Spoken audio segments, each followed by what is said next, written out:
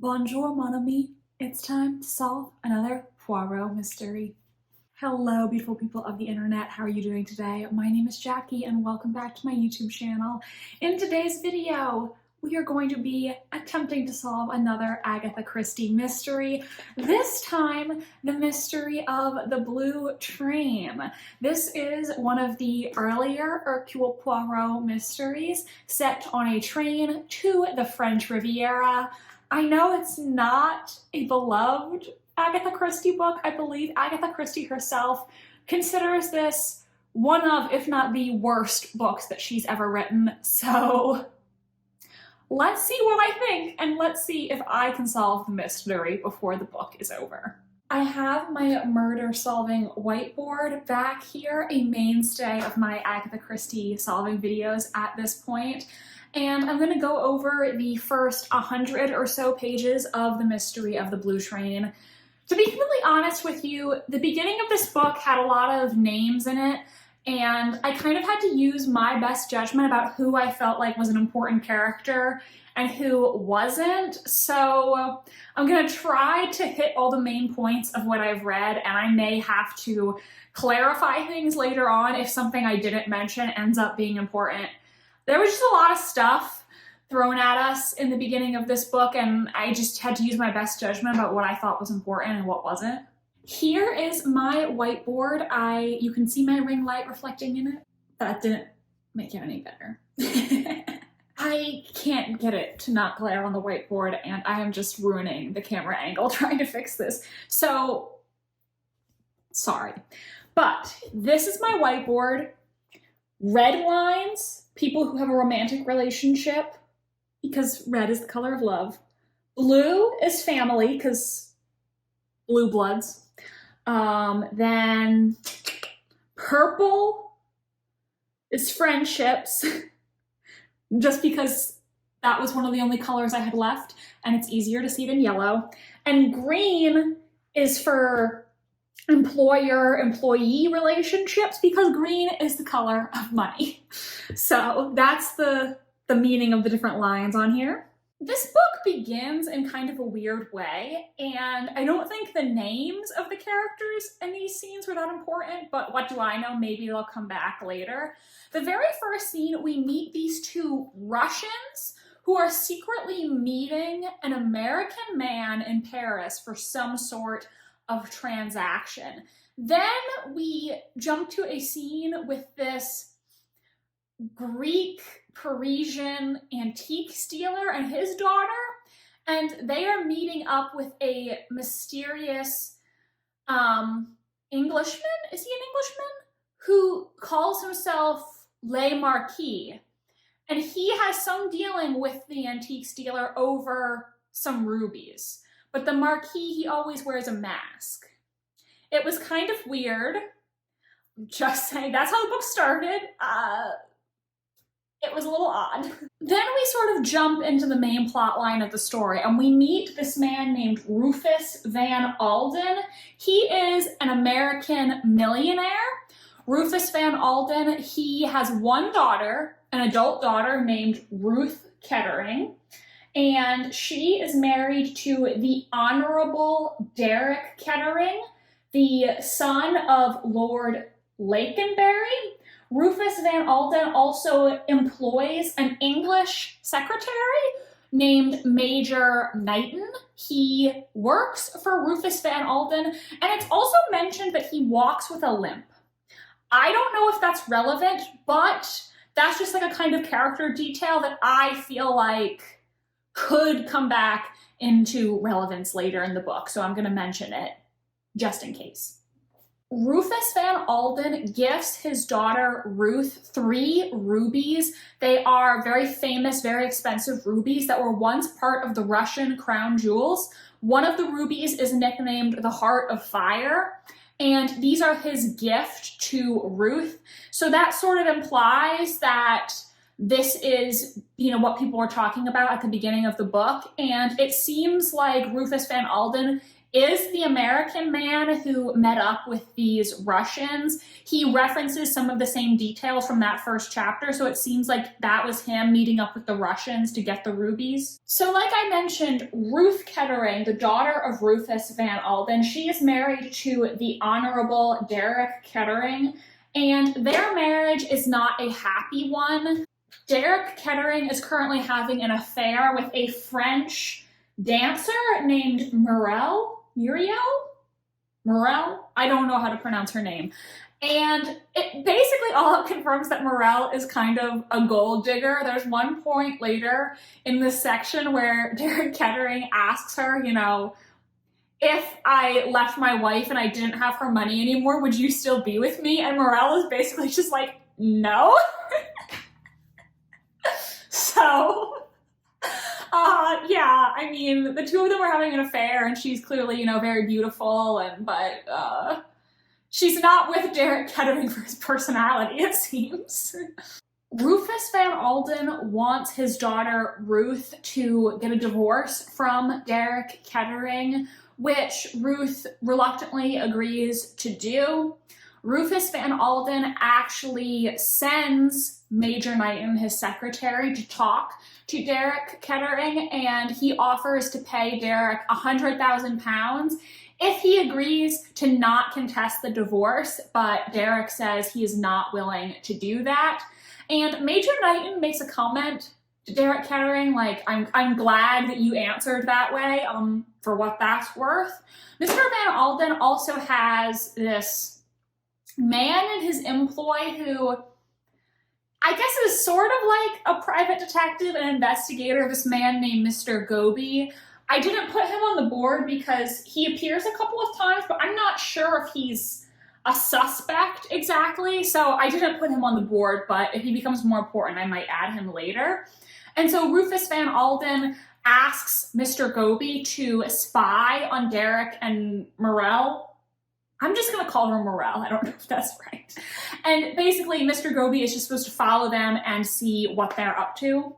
We also find out that before Ruth married Derek, she had a relationship with this man named Armand Comte de la Roche. We later find out he's not actually nobility. He is kind of a con man who just calls himself the Comte de la Roche, but he is not from a noble family or anything like that.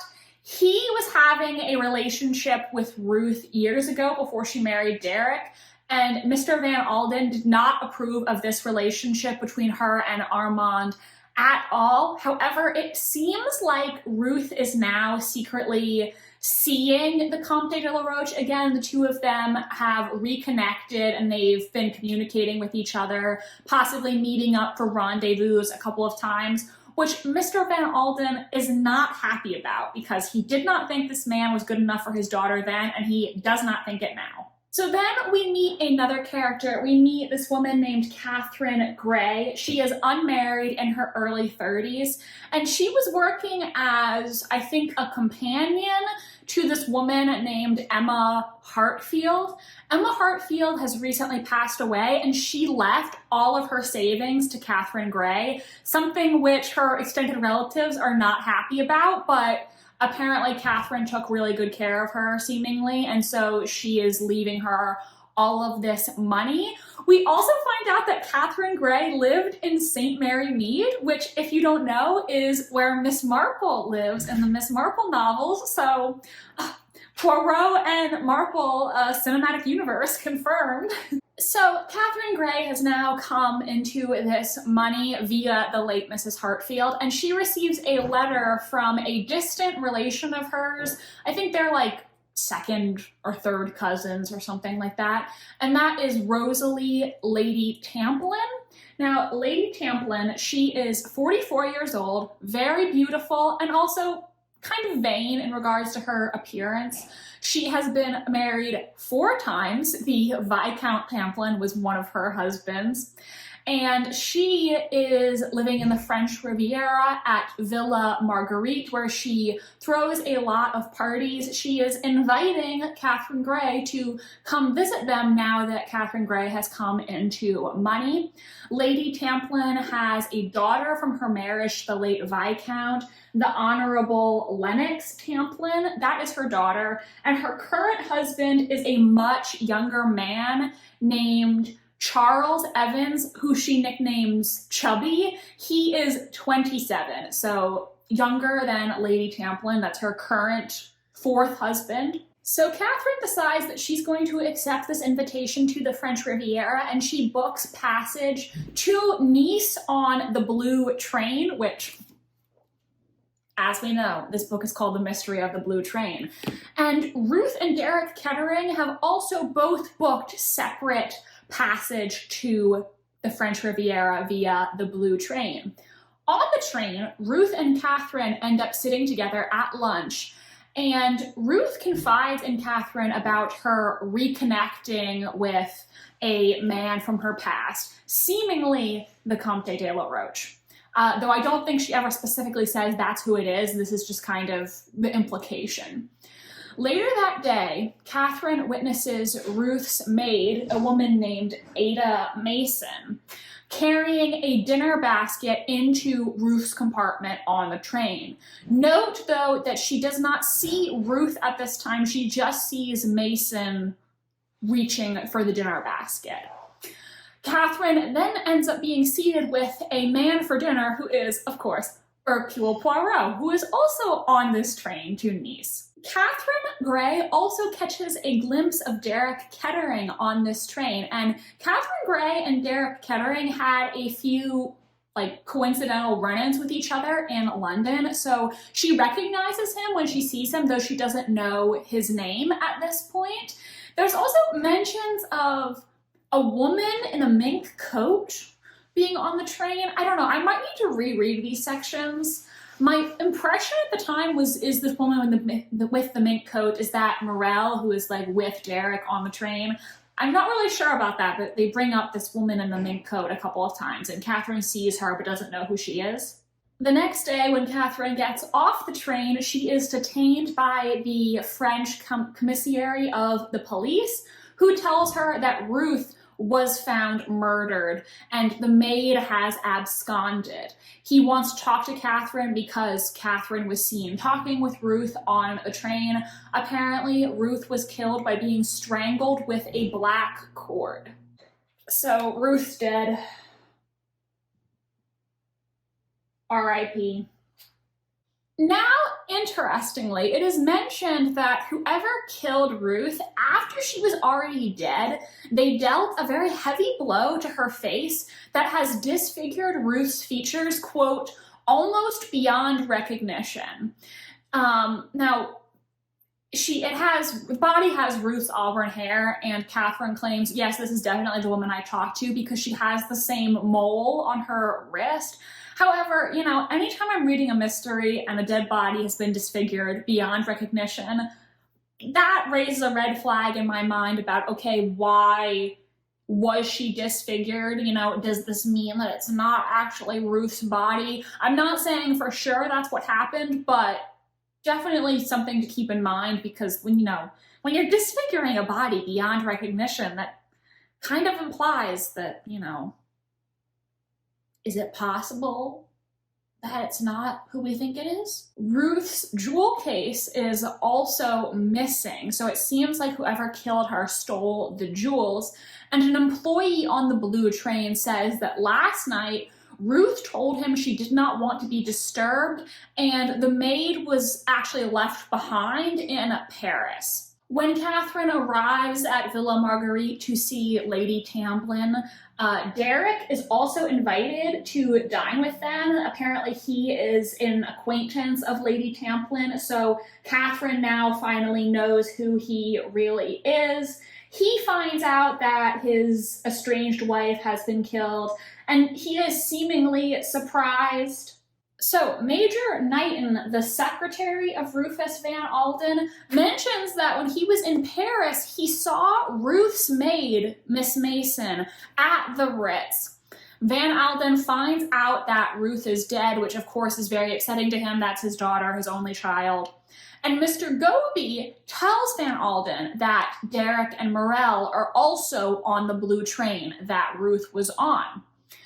The police and Poirot are able to talk to Ada Mason, Ruth's maid. Mason says that while they were on the train, Ruth suddenly gave an exclamation at seeing a gentleman. She pulled him into her compartment. She then told Mason to get out and go to the Ritz in Paris, giving her money and saying she would wire Mason with further instructions later. They ask Mason if she can describe this gentleman, and she says he was a tall, dark gentleman dressed, quote, very like another gentleman in a dark blue overcoat and gray hat. I don't know exactly what she meant when she said very like another gentleman. I don't know what she meant by that. And they also discover that there was a letter in Ruth's handbag from Armand, the Comte de la Roche, mentioning his love for her and his interest in the rubies, which are now missing. Van Alden had told his daughter to put the rubies in the bank for safekeeping, but she did not listen, and they are now missing. Van Alden asks Poirot to help him in the murder case, which Poirot agrees to do in exchange for complete transparency. He asks several questions about the divorce case, what Kettering will inherit, etc. We find out that with Ruth's death, Derek Kettering is going to inherit her money since she had no children and no will. And even earlier in the book, Mirelle had kind of made a comment about, like, how great would it be if your wife could die and then we could get her money? Because as we established, Mirelle is all about getting that bank, all right? The Comte denies any involvement and says he was supposed to meet Ruth at a later stop on the train route. And Derek Kettering seemingly incriminates himself by mentioning the rubies, which he should know nothing about because Ruth did not receive the rubies until after the last time she had a conversation with her husband. He claims, you know, this is the date that I last spoke to her, and she got the rubies after the date, which, you know, raises a red flag. So it's like, well, if you say this was the last time you spoke to her and she didn't have the rubies yet, how did you know about them? You follow? All right, so that's what I read so far, and we need to wrap this up quickly because my computer needs to be charged. But at this point, you know, I don't really have a solid theory. I am kind of suspicious of Major Knighton. I don't really know why. I just feel like there could be something up with him. I also kind of like to reread some of these parts because I'm wondering, like, was Ruth really having a relationship with the Comte de la Roche, or is it possible that maybe she was having a relationship with, like, Major Knighton? I want to reread those parts to see the exact, like, wording that she uses. And I'm also just very suspicious about the whole thing about the maid getting off the train in Paris. That is weird. I think Catherine Gray is probably innocent because we do get, you know, some of her narration, and based on her thoughts, it seems like, you know, she has no reason to be involved in this, but that's just what I think. I think Mirelle might be a little too obvious, and those are my thoughts so far. I don't know. I feel like Major Knighton is the one person who seemingly has nothing to do with this, but I think can't be excluded, and that's why I'm suspicious of him. I don't know, but we gotta keep reading and see what else we're gonna find out. Hello, so I am here once again to give some updates on the mystery of the blue train. Before I get into the plot, I want to correct a few things that I said last time. So I said that on the train, Catherine saw a woman in a mink coat who I thought was Mirelle. Actually, that was Ruth. I got confused because in the text, Catherine refers to the, quote, woman in the mink coat right after also mentioning a, quote, woman with a face heavily made up in a bizarre fashion, who looks faintly familiar to her. So I kind of conflated the two and thought that was the same person she was talking about, but no. Ruth was the one who was wearing the mink coat, and the woman with a heavily made up face was a different person, probably Mirelle or something like that. So I was just getting them confused because they were mentioned so close together. So that also means that Catherine saw Derek go into Ruth's compartment on the train. And I also said last time I was wondering if it was possible that Catherine was not having a relationship with the Comte de la Roche, but actually having a relationship with someone else, like Major Knighton. I went back and reread that part, and Ruth never specifically mentions the name of her lover to Catherine, but she does say that they had been attached in their youth, which like heavily implies that it's the Comte de la Roche. Of course, it's possible it's not, but it seems like she is basically saying it's him without saying that it's him. So just wanted to follow up on those things. But let's get to the parts that I read recently. So Derek is at a restaurant in the Riviera and he sees Mirelle at the restaurant. He's very surprised because he did not know that she was coming to France. And Mirelle is low-key like a really funny character because she seems to think that Derek killed Ruth to be with her. And this is weirdly like a turn on for her. Like she thinks that her lover committed murder for her, and instead of running for the hills like a sane person, she's like, oh my God, babe, you would murder for me? That's so sexy. However, Derek, who is hinted at having a crush on Catherine, tells Mirelle, no, I did not kill my wife for you. In fact, I don't want to be with you anymore, Mirelle. This pisses her off, so much so that she then goes to the Comte de la Roche's house and tells him that Derek is the killer. Mirelle also adds some false details, claiming that Derek told her about his plans to murder his wife beforehand, which is seemingly not true. Hell hath no fury like a woman scorned. Then the Comte de la Roche, he leaves his house and goes for a drive in his car. He notices someone in a gray car is following him. And he also plucks out, while he's still at the house, he plucks out a hair from his own head and places it in his bedroom. Which when I read that, I was like, why is he pulling his own hair out of his head? That sounds painful. So when the Comte gets back to his house after his drive, he's approached by one of his servants, and the servant says that he, meaning the servant, was called down to the Negresco by someone claiming to be the Comte. And the Negresco is the same restaurant that Derek and Mirelle were just at in the earlier scene. Of course, though, when the servant got to the Negresco, the Comte was not there. So it seems like someone called him under false pretenses to get access to the house. We then discover why the Comte plucked that hair out of his head. It was because he suspected that this would happen, and so when he goes into his bedroom, it looks like nothing's been moved, but the hair has been displaced, proving that someone was there going through his things. 100% Major Knighton is still my #1 suspect for this crime. There is a scene where Poirot and Rufus Van Alden are discussing the case, and Knighton kind of seemingly zones out and just gets lost in his own thoughts, because then the two men try to talk to him and he's like, wait, what? Like, I'm sorry, I wasn't listening to what you were saying. So it kind of seems like he was, lost in his own thoughts, maybe thinking about his evil plan. I don't know. He also asks Catherine to come play tennis with him. It seems like Major Knighton also has a crush on Catherine Gray, the hottest girl in the Riviera this season.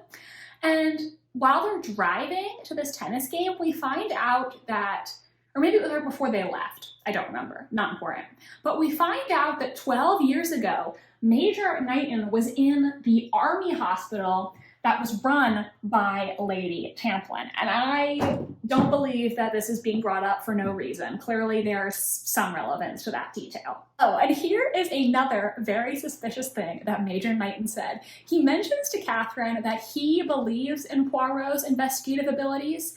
He tells a story about how years earlier, he, Major Knighton, was at a house party where jewels were stolen. He had suggested they call in Poirot, but no one listened and the thief was never found. Interesting choice of story, Major Knighton, considering Ruth Kettering was just murdered and her rubies went missing. Interesting that you would bring that up. At the tennis game, there seems to be some sort of frostiness going on between Derek and Major Knighton, possibly because they both have the hots for Catherine and they see each other as love rivals, I don't know. And Poirot also makes an interesting comment where he says that for an Englishman, Derek Kettering speaks French remarkably well. And that same comment was made in the beginning of the novel about the mysterious Englishman known as the Marquis. So, thought I would note that.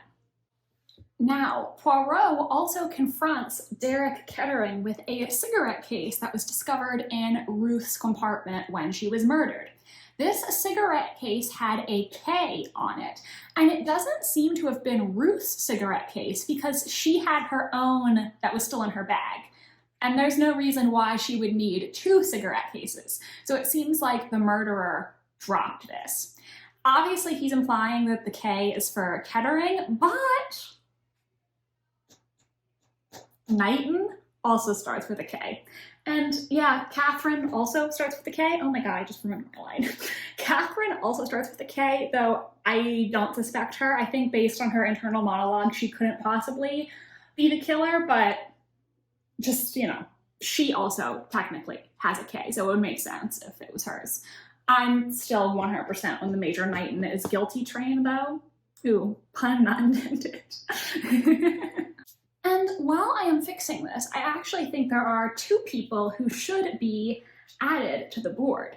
Because at this tennis game, Poirot comments that Demetrius Papoulos, I don't know if I'm saying that right, is in Nice along with his daughter Zia. And in case you don't remember, Mr. Papoulos was the antiques dealer in Paris at the beginning of the book, the one who had the dealing with Le Marquis regarding some rubies.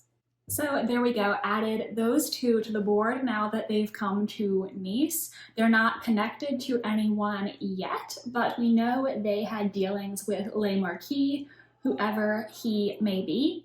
We then find out that it was the police who were following the Comte de la Roche in the gray car, and they followed him to see what he was doing, and they discovered that when the Comte de la Roche went to put something in the post, what he put in the post was actually the rubies. This results in the Comte getting arrested. However, not so fast, because it turns out those rubies were actually fake. Poirot then goes to talk to Demetrius Papoulos and his daughter Zia. Apparently Poirot knows the two of them from some past interactions they've had, and Poirot is basically saying, like, listen, I don't believe you and your daughter just came here for a nice vacation. I believe you know something about these rubies, and I'm asking you to help me. Mr. Papoulos points Poirot's attention to a horse that is going to be running at Longchamp, an English horse named Marquis. And of course, he's not actually talking about an English horse. He is subtly giving Poirot information, basically telling Poirot that he should be looking for an Englishman who calls himself the Marquis.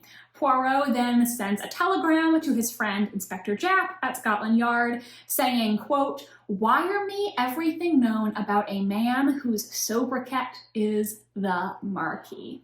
Poirot then goes to re-interview Ada Mason, who, remember, was Ruth Kettering's maid that got off the blue train at Paris. He asks her how many times since she started working for Ruth has she seen Derek Kettering? And Miss Mason says she's only seen him twice. Poirot asks her if Derek might have been the man she saw on the train, and Mason confesses it could have been him. You know, she's only seen him a couple times and not, you know, really looked at him that close. So it's possible it could have been him and she just didn't recognize him in the moment.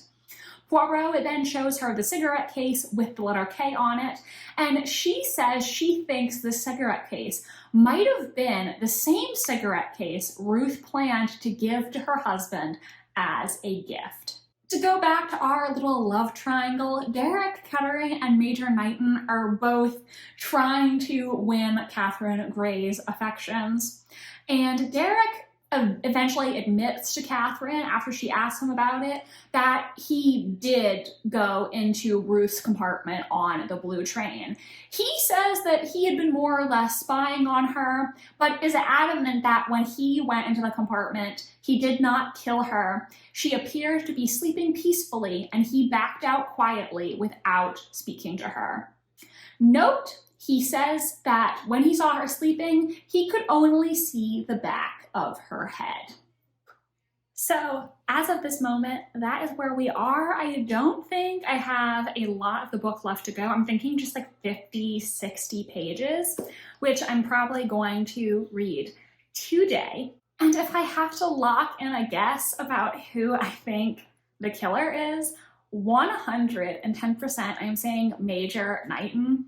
One, so many things made him look suspicious in this section. Like I said, him being seemingly lost in thought while Van and Poirot are discussing the case. He apparently has a past with Lady Tamplin that is going to be, I'm sure, somehow relevant. I'm not entirely sure how, but I don't think they brought that up for no reason.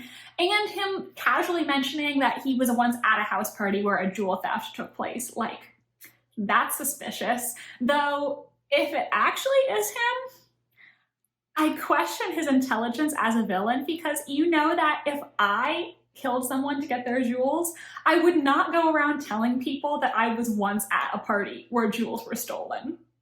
Like, I would not give them that reason to suspect me. So, R.I.P. Major Knighton, but I'm different. And also, just like on a more practical level, Derek is being made to look very guilty right now, which makes me think it's not him. Characters like Lady Tamplin, Charles Chubby Evans, and Lennox Tamplin, they've barely been in this book, so I feel like they're not going to be the villains, because I feel like it would be very unsatisfying if we got to the end and found out that one of them was the mastermind, since they haven't been very important characters. Rufus Van Alden has no motive to murder his own daughter. The Comte de la Roche is also being made to look very suspicious. So really oh, and like I said earlier, Catherine, her internal monologue, I don't think it would have made sense if she was actually the killer, because I just think based on what we saw in her thoughts, it just would not logically track. So that means we have eliminated everyone other than Major Knighton, Miss Mason, and Mirelle. So those are the only three people who I think could have possibly done it. And out of those three, I think Major Knighton makes the most sense. Suspicion has not been cast upon him yet in the narrative, but he is still a major enough, oh, bad pun, oh my god. The Major is a major enough character that if we find out at the end that he's the killer, it's not gonna feel like out of nowhere or like it was something that we never could have guessed, you know what I mean? So for those reasons, both based on textual evidence and also just meta murder mystery plotting reasons, I think he is the killer. So for now, that is it. Those are my thoughts. I'm putting all my money on Major Knighton as the killer, and the next time we talk, I'll probably be done the book, so we'll see if I'm right. Hello everyone, so it is a few days later, the sun is starting to go down, and I think it is time to wrap up the mystery of the blue train. Did I guess correctly? Let's get right into it. So, just to get through this as quickly as possible and have it make the most amount of sense, I'm going to discuss the parts of the ending that are like the most relevant to the overall resolution of the mystery.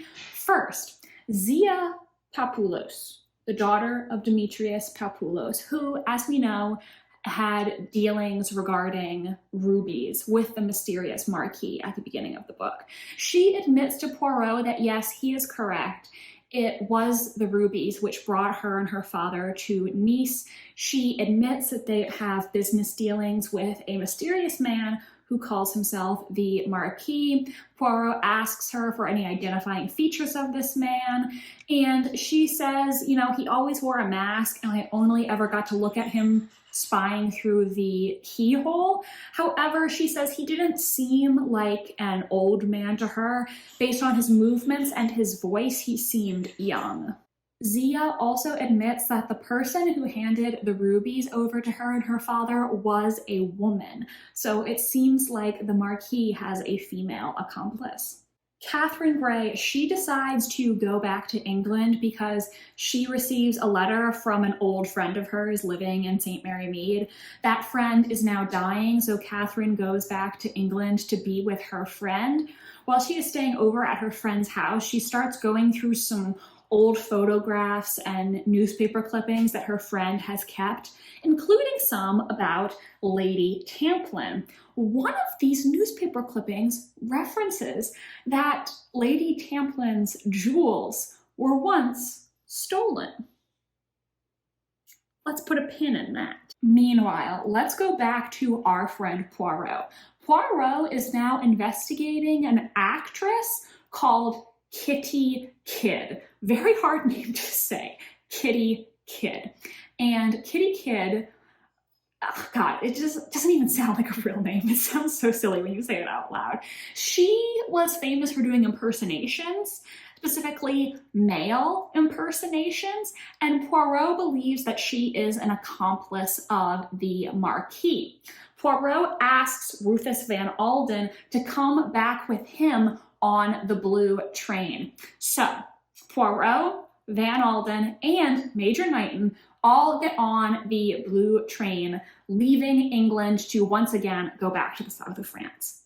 Now, much earlier in the book, there was a detail which I didn't mention at the time because I didn't think it was all that important, where at one point, while she was on the blue train, Catherine gets off the train to walk along the platform or something like that, and she notices a youth, a male youth. But Poirot says, actually, that was not a young boy that Catherine Grey saw from the blue train. It was actually Kitty Kidd in disguise, because remember, Kitty Kidd was famous for doing male impersonations. So that was her dressed up as a young man. But Poirot has several reveals up his sleeve. He reveals that Kitty Kidd is actually none other than Ada Mason, Ruth Kettering's maid. Mason is not her real name. She is actually the actress Kitty Kidd. And you know who is the Marquis? Take a guess. Major Knighton. Poirot confronts him with the cigarette case, which, as we discussed earlier, this cigarette case left by the killer had a K on it. Initially, we thought it was a K for Kettering, but it is actually a K for Knighton. Knighton is the Marquis, which means I guessed correctly. Though I did not see Mason being involved coming, and in retrospect, I totally should have. One, because apparently it was mentioned earlier in the book that Major Knighton has worked for Rufus Van Alden for 2 months, and Ada Mason worked for Ruth Kettering for 2 months. They both started working for this family at the same time, which obviously indicated a connection between them. And also, so the mystery on the blue train is inspired by, well, I should say, it's an expansion of an Agatha Christie short story. She wrote a short story called The Plymouth Express, which she then changed into a longer novel-length version, which became The Mystery on the Blue Train. And spoiler alert for The Plymouth Express, but the reveal in that book is that the woman who was murdered, her maid, is actually a jewel thief in disguise. So I totally should have seen this coming. I guess I didn't think that Agatha Christie was going to rewrite the story with like the same twist in it, but in hindsight, yeah, I should have gotten that. I was right about Knighton though, and I'm proud of that. I suspected him this entire time, pretty much. Another detail that should have helped me realize Knighton and Mason were in it together is that he is the only person who verified her presence in Paris. Remember, he claimed he saw her at the Ritz in Paris? Yeah, that never happened. He was just covering for her, and I really should have seen that coming. I believe I even said earlier I was suspicious about her getting off the train, and I thought there was more to that. Yeah, I should have gotten that because Knighton's the only one who could verify that she was even in Paris. She was never there. Basically, what happened is Knighton killed Ruth and Miss Mason / Kitty. She put on Ruth's clothes, pretending to be Ruth, to make it seem like a murder occurred later than it actually did.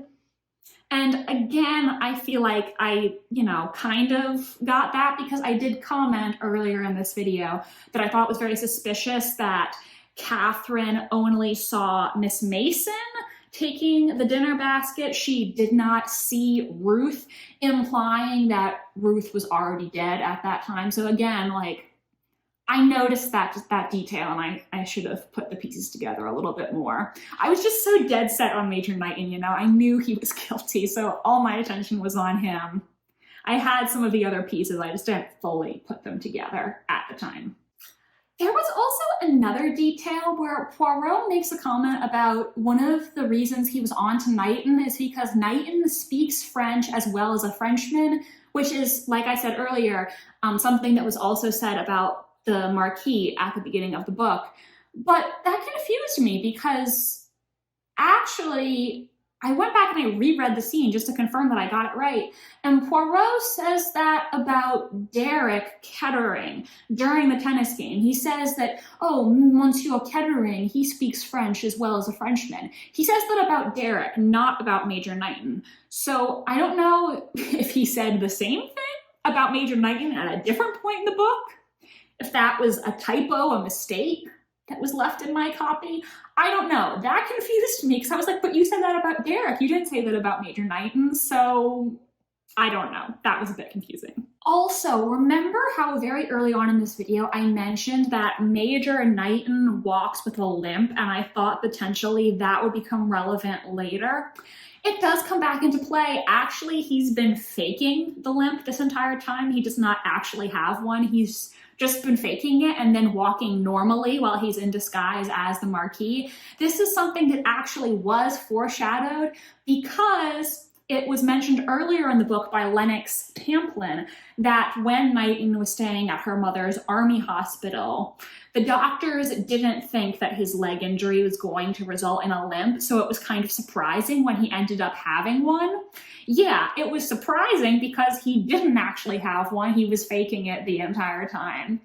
And remember, he stayed at Lady Tamplin's hospital, and I said, I feel like that's going to be relevant later. Well, it was relevant because he also stole Lady Tamplin's jewels years ago. So that did end up becoming relevant. He is a serial jewel thief, and the story he referenced earlier at being at a house party where jewels were stolen, and I said that was suspicious. Yeah, he stole those jewels too, which I don't know why he was telling Catherine Grey about it, if he was actually guilty. I feel like if you commit crimes and you get away with them, you shouldn't mention to your wannabe girlfriend that you were present when those crimes took place. I feel like that's a bad call, but what do I know? So that's pretty much it. Major Knighton and Kitty Kidd / Ada Mason, they were doing it. Their motive was to steal the rubies. At the end of the book, Derek Kettering is cleared from all suspicion. He ends up going to England, presumably to have a romantic reunion with Catherine Grey. And there's also a subplot where apparently Mirelle now has the rubies because Mr. Papoulos, he sold the rubies to the Greek president or prime minister or something like that, who is Mirelle's new lover. So she moved on and found a new wealthy man to shack up with. Honestly, you know, Mirelle, she hustles, okay? You know, she wants to get that bank, and, you know, she goes after what she wants. So everyone, that is pretty much it for the mystery of the blue train.